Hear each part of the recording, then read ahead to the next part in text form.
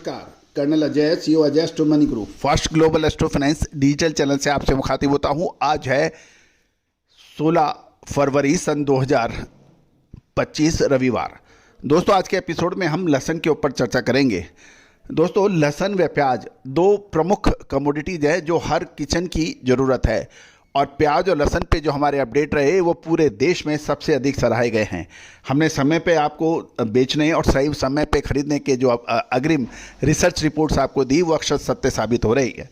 दोस्तों, याद कीजिए, लहसुन पे जब भाव आकाश छू रहे थे, हमने आपको यही कहा था कि समय से मुनाफा लेना अत्यंत आवश्यक होता है, अन्यथा मुनाफा हाथ से निकल जाता है। जिन किसानों ने उस समय माल बेच लिया था या व्यापारियों ने माल बेच लिया था, आज वो सुखी हैं। और आप उनसे पूछिए जिन्होंने उच्चतम भाव देखने के बाद भी माल नहीं बेचा और अब वो बाज़ारों में, मंडियों में वो भाव आ नहीं रहे हैं, और अब ट्रांसपोर्टेशन की भी कॉस्ट निकलना मुश्किल हो रही है। तो दोस्तों, कहा जाता है कि समय बड़ा बलवान है, इंसान की कोई ताकत नहीं है। मैनेजमेंट की टिप भी यही है कि जब आपको अपना अच्छा मुनाफा मिल रहा होता है तो अपने माल का 50 से 80%, 70% माल बेचकर मुनाफा खड़ा करें। 20 से 25% माल को आप रोक सकते हैं सुपर डुपर प्रॉफिट के लिए, उसमें रिस्क लिया जा सकता है। लेकिन पूरा का पूरा माल यदि आप सुपर डुपर प्रॉफिट के लिए रखेंगे तो 10 में से 6 बार 7 बार आपको नुकसान होने की प्रबल संभावनाएं बन जाती है। दोस्तों, व्यापार सट्टा नहीं है, व्यापार स्पेकुलेशन नहीं है, व्यापार लॉटरी नहीं है। व्यापार संतुलित दिमाग से चलने वालों का खेल है, जिसमें रिस्क एंड रिवार्ड यानी नफ़ा व नुकसान का आकलन, अपनी वित्तीय प्रबंधन की अपनी पूंजी को सही प्रबंधन, तीसरा आपके का रोटेशन, आपका मनी का साल में कितनी बार हो जाता है, वो महत्वपूर्ण है। यदि आपने लगभग 10 से 12% के मुनाफे को एक साल में 3 बार या 4 बार घुमा लिया तो आपका मुनाफा 40 से 50% हो जाता है। और यदि एक ही पूंजी को आपने 2 साल तक रखा और मुनाफा या आप 15 से 20% हुआ तो आपका घर से पैसा लग जाता है। तो दोस्तों, इन्फ्लेशन यानी महंगाई और पूंजी, इन सब का सामंजस्य बिठाना ही चतुर वित्तीय प्रबंधन कहा जाता है।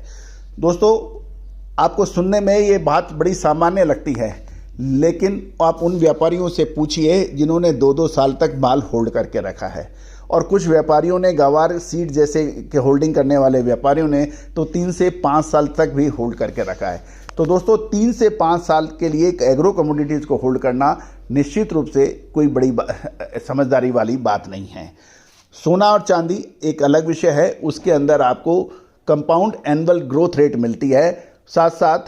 लेकिन कृषि उपज के अंदर जिस फसल के अंदर आपको इस साल बम्पर मुनाफा मिला है तो अगले साल हो सकता है आपको नुकसान हो जाए, तीसरे साल कुछ और कोई परिस्थितियां बन जाएं।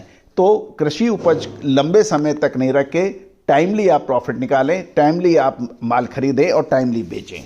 ये थी एक मैनेजमेंट के लिए एक महत्वपूर्ण टिप। अब जानिए लहसुन के ऊपर अपडेट। दोस्तों, खबर निकल के आ रही है कि इस साल राजस्थान व मध्य प्रदेश में लहसुन की बम्पर पैदावार होने की उम्मीद लगाई जा रही है, और कुछ किसान और सर्वे रिपोर्ट तो ये कह रही हैं कि लगभग 1.5 से 2 गुनी तक की फसल लहसुन की बढ़ सकती है। शानदार बिजाई, अधिक बिजाई, शानदार मौसम, अनुकूल परिस्थितियां लहसुन की पैदावार बढ़ा सकती है, और इसको देखते हुए बाज़ारों के अंदर लगातार लहसुन के दाम गिर रहे हैं।